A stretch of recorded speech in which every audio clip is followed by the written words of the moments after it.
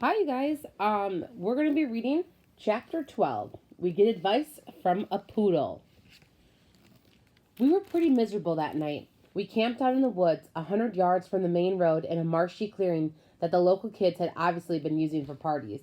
The ground was littered with flattened soda cans and fast food wrappers. We had taken some food and blankets from Auntie M's, but we didn't dare light a fire to dry out our damp clothes. The Furies and Medusa had provided enough excitement for one day. We didn't want to attract anything else. We decided to sleep in shifts. I volunteered to take the first watch. Annabeth curled up on the blankets and was snoring as soon as her head hit the ground. Grover fluttered his flying shoes to the lowest bough of the tree and put his back to the trunk and stared at the night sky. Go ahead and sleep, I told him. I'll wake you if there's trouble. He nodded, but he still didn't close his eyes.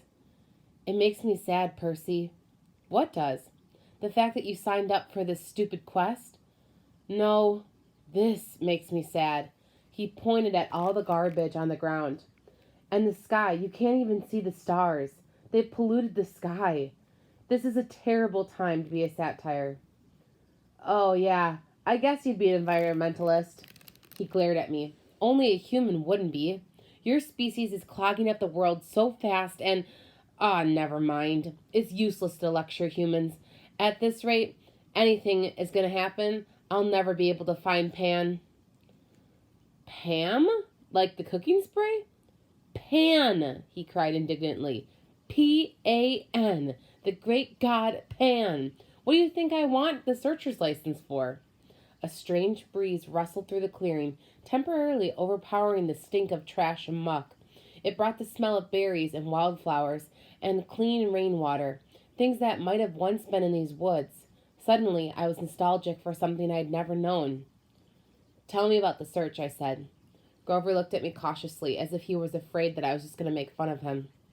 The god of the wild places disappeared 2,000 years ago, he told me. A sailor off the coast of Ephesus heard a mysterious voice crying out from the shore. Tell them that the great god Pan has died. When humans heard the news, they believed it. They had been pillaging Pan's kingdom ever since. But for satyrs, Pan was our lord and master. He protected us in the wild places of the earth. He refuses to believe. Oh, I'm sorry. We refuse to believe that he died. In every generation, the bravest satyrs pledged their lives to finding Pan. They searched the earth, exploring all the wildest places, hoping to see where he's hidden and wake him from his sleep.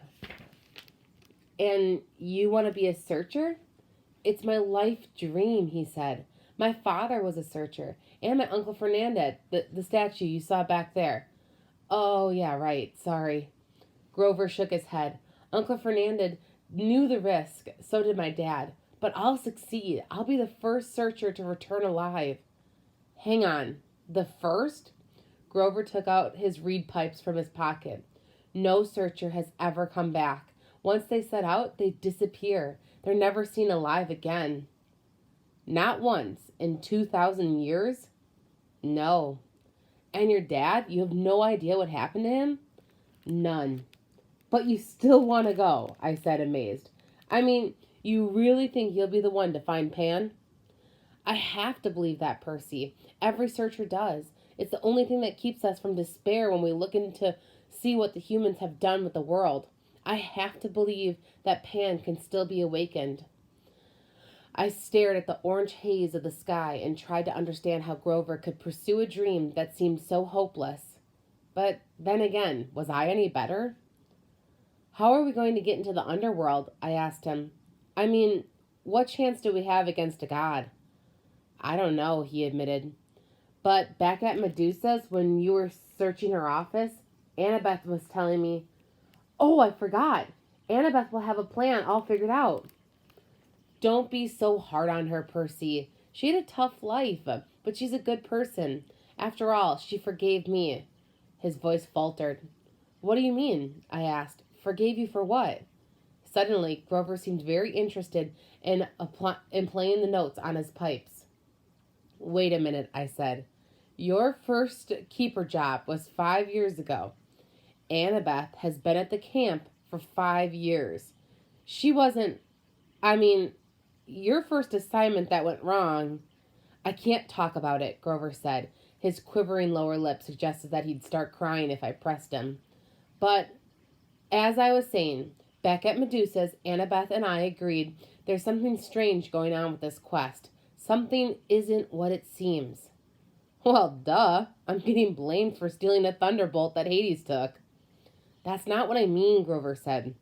The kindly ones were sort of holding back, like Miss Dodds at Yancey Academy. Why did she wait so long to kill you? Then on the bus, they weren't just as aggressive as they could have been. They seemed plenty aggressive to me. Grover shook his head. They were screeching at us. Where is it? Where? Asking about me, I said. Maybe, but Annabeth and we both got the feeling that they weren't asking about a person. They said, where is it? They seemed to be asking about an object. That doesn't make sense. I know, but if we misunderstood something about this quest, and we only have 9 days to find the Master Bolt, he looked at me like he was hoping for answers, but I didn't have any. I thought about what Medusa had said. I was being used by the gods. What lay ahead of me was worse than petrification. I haven't been straight with you, I told Grover. I don't care about the Master Bolt. I agreed to go to the underworld so I could bring back my mother. Grover blew a soft note on his pipes. I know that, Percy. But are you sure that's the only reason? I'm not doing it to help my father. He doesn't care about me, and I don't care about him. Grover gazed down at his tree branch. Look, Percy, I'm not as smart as Annabeth. I'm not as brave as you, but I'm pretty good at reading emotions. You're glad your dad is alive. You feel good that he's claimed you, and a part of you wants to make him proud. That's why you mailed Medusa's head to Olympus. You wanted him to notice what you had done. Yeah, well, maybe Satire's emotions work differently than human emotions, because you're wrong. I don't care what he thinks. Grover pulled his feet onto the branch. Okay, Percy, whatever. Besides, I haven't done anything worth bragging about. We barely got out of New York, and we're stuck here with no money and no way west. Grover looked at the night sky, like he was thinking about the problem. How about I take first watch, huh? You get some sleep.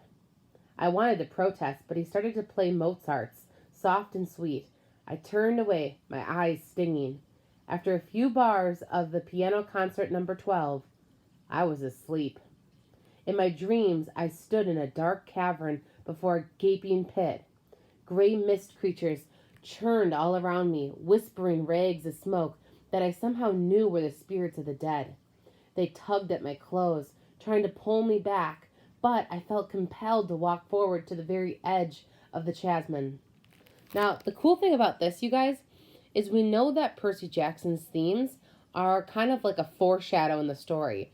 Foreshadowing is where the author gives us hints about things that are going to happen in the future. And so every time Percy has a dream, it's a hint about what's going to happen in the future. So we know we have to pay attention because these are major clues. Looking down made me dizzy. The pit yawned so wide and was so completely black.